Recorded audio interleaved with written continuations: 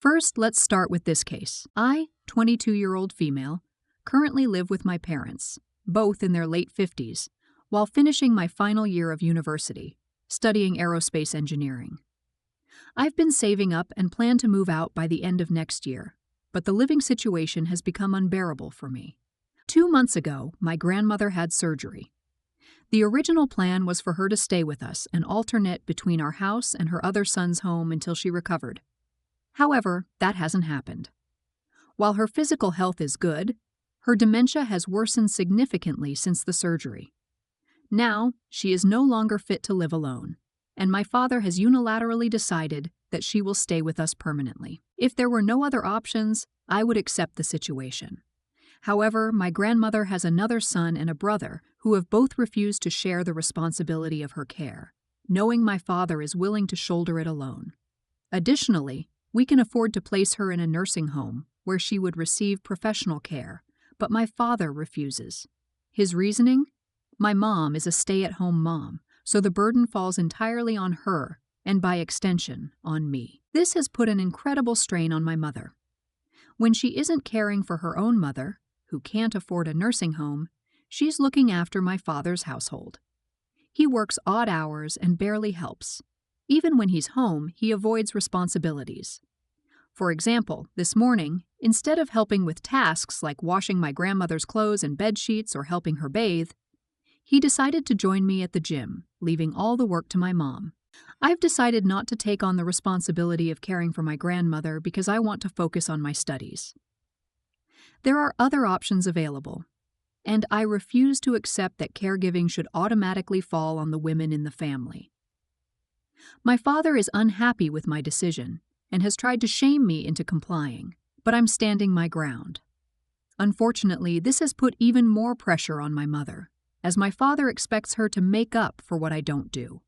I want to encourage my mom to stand up for herself, but I'm afraid my father might retaliate by telling both of us to leave.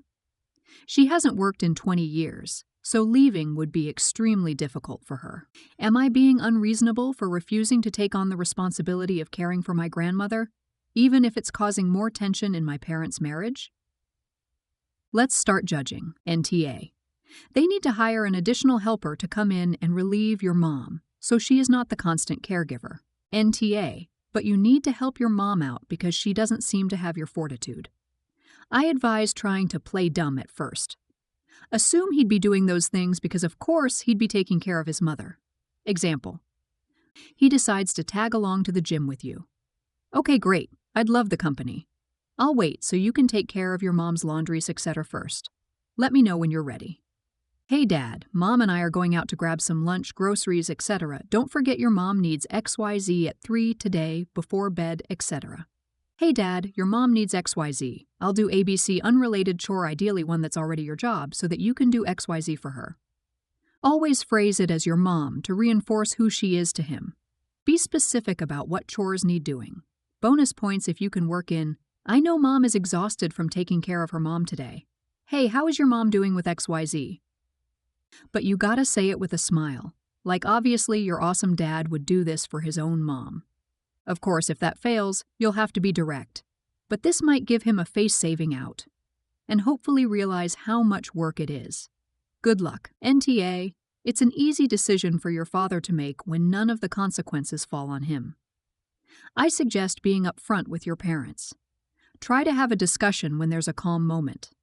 Tell him your priority is your education. Tell him it's not a sustainable situation for only your mother to be providing elder care to 2 parents.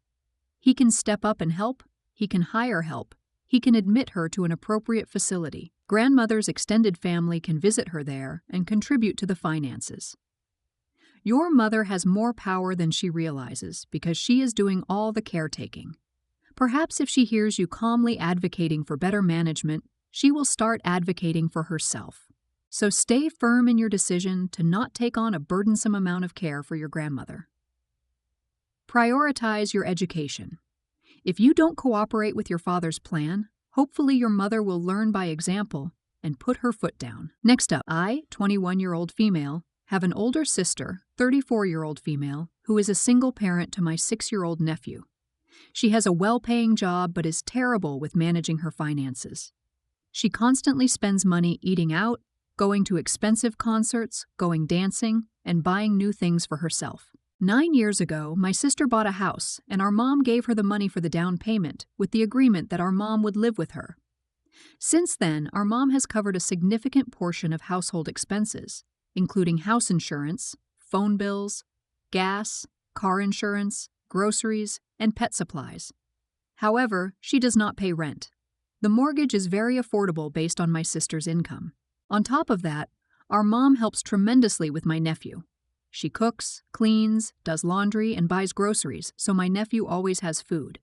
She also babysits for free whenever my sister needs her to. Despite all this, my sister treats our mom poorly, showing little appreciation for the incredible support she's received. 3 weeks ago, my sister told our mom that the house is in foreclosure. She admitted she hasn't paid the mortgage in months and is deeply in debt. As a result, she's forfeiting the house. She told our mom they have until February to move out, but hasn't made any plans for where our mom will go. She plans to move herself and my nephew into a 1-bedroom apartment. I'm furious. Paying for your house should always be the top priority, especially when you're earning enough to afford it. But instead of cutting back on her lifestyle and budgeting responsibly, my sister continues to make reckless financial decisions. Just recently, she spent over $700 on tickets for a concert happening next year. What makes me angriest is how my nephew has to bear the consequences of her irresponsibility. I want to sit her down and have a serious conversation about her behavior. She isn't 21 anymore. She's a mother, and her son's well-being should come first. She needs a reality check to understand that she can't prioritize her wants over the necessities her child depends on. The problem is that my sister has a very short temper, hates being wrong, and can't stand being called out. But I feel it's necessary because someone needs to make her see the gravity of her actions. Would I be in the wrong if I confronted her about this? Additional context. My sister was in a long-term relationship with a much older man. She desperately wanted to get married and buy a house together. They eventually broke up, and she claims it was because he continued spending time with his ex-wife and her family. However, I suspect the real reason was that he, being in his 60s with grown children, didn't want to marry her. I sometimes wonder if she stopped paying the mortgage because she thought he'd eventually marry her and take care of everything.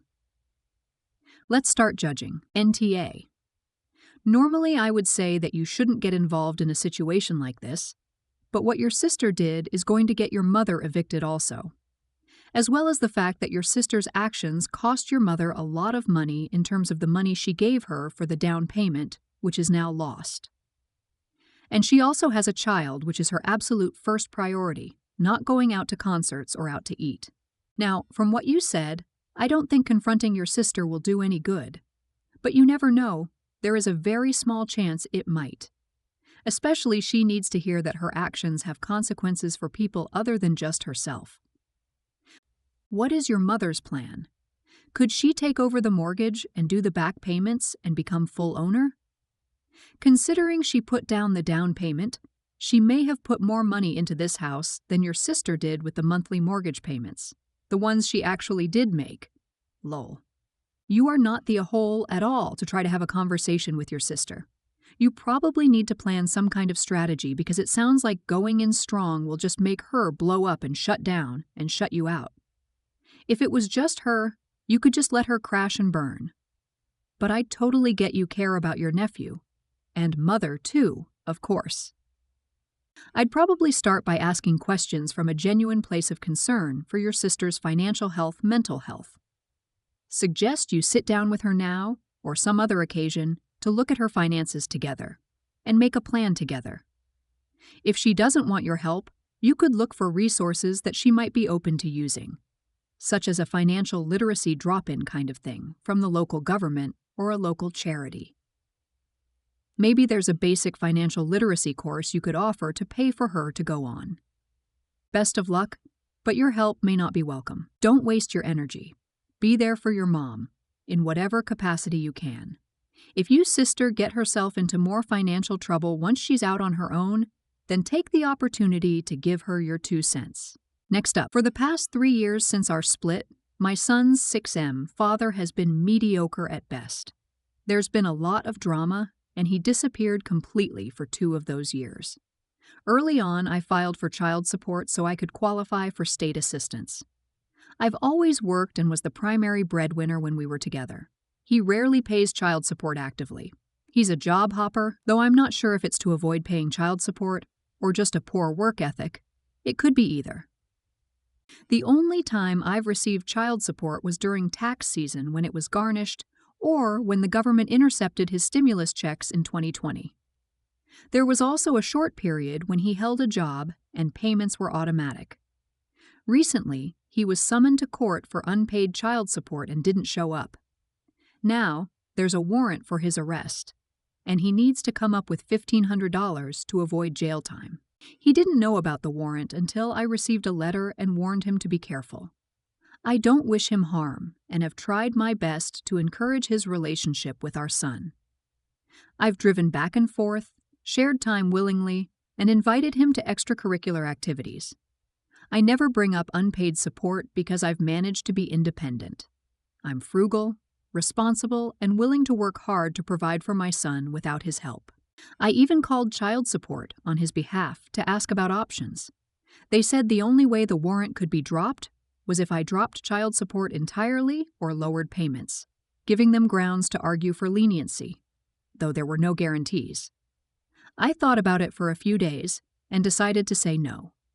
Now he's upset, claiming the system is against him as a black man and accusing me, a white woman, of using privilege against him in a predominantly white area.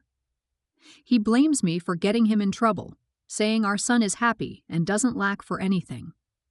He argues that being jailed will solve nothing, especially since he can't come up with $1,500, and wants me to drop the case temporarily so he can avoid jail and we can reapply later. I told him it's not that simple. Dropping child support means redoing everything, going through court again, reapplying for benefits, and restarting the entire process.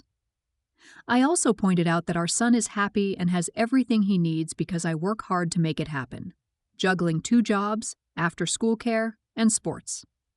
I reminded him that I paid for and invited him to our son's birthday party and extracurricular activities, while he contributes nothing financially. His lack of accountability is on him, not systemic injustice or our racial differences. I agree that jail isn't ideal. He could lose the new job he claims to have lined up, but he only sees our son 2 to 3 days a month, if that.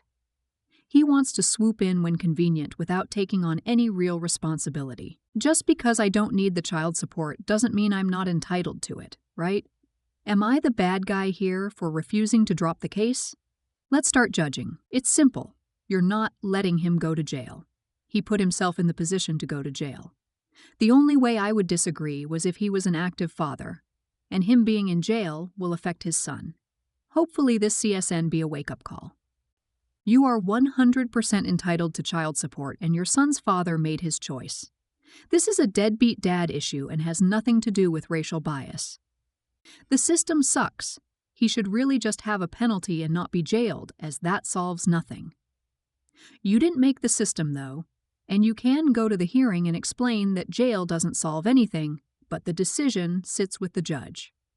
Also consider that your son's dad deliberately pissed off the system over $1,500. Child support is for your child.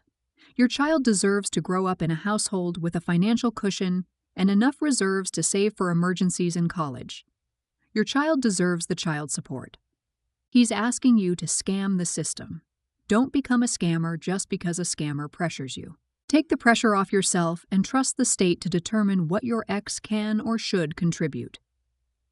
Tell your ex that you want to support his visiting his child, but that you won't discuss child support again.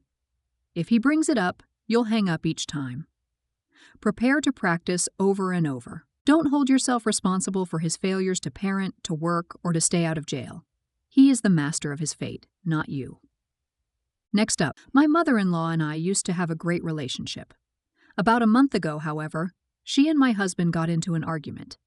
I didn't get involved because I respect their boundaries. It's a matter between a mother and son. When I asked my husband about it, he brushed it off, saying it was just one of those days. One evening, while they were on a video call, I was napping with my head on my husband's lap.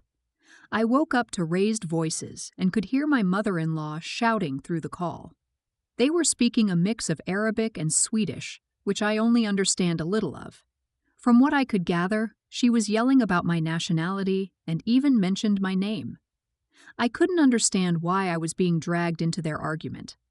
What does my nationality have to do with anything? When I was fully awake, my husband took my phone and blocked my mother-in-law on WhatsApp and TikTok without explaining much. About a week later, they reconciled, and things calmed down between them. They resumed their video calls, and during one of them, my husband asked me to say hello to her. I refused because I wasn't sure if she was still upset with me. Later, my husband asked me to unblock her and apologize. But I don't understand why I should. I wasn't involved in their argument, didn't say or do anything to her, and still don't know why my name or nationality were brought up. Am I wrong for refusing to apologize? Let's start judging. Do you know what red flags are? Well, him taking your phone and blocking your MIL is a big fat one. Then him asking you to apologize for something you don't know, and a red flag too. Is his family or ME immigrants who fled to Sweden by any chance? Second generation to such families are suffering from being raised in a Western regime, while still practicing some sort of a conservative Middle Eastern set of rules at home, which makes a relationship with a real, fully Western spouse a problem that the family would always discuss and have. An apology means little to nothing if we don't know what we are apologizing for. Is the apology for blocking her? Well, your husband did that. Is the apology for not unblocking her the moment you knew they'd made up? Again, due to your husband's actions. Since he didn't explain why he blocked her, how were you to know he thought you should unblock her?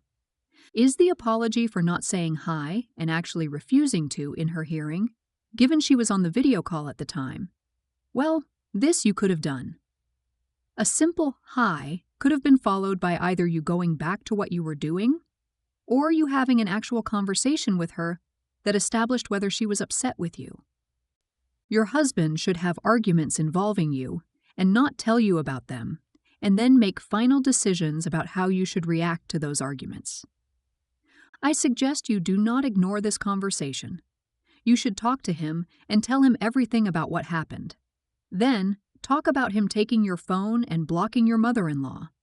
The fact that he is telling you to say sorry means that his mother thinks it was you who blocked her.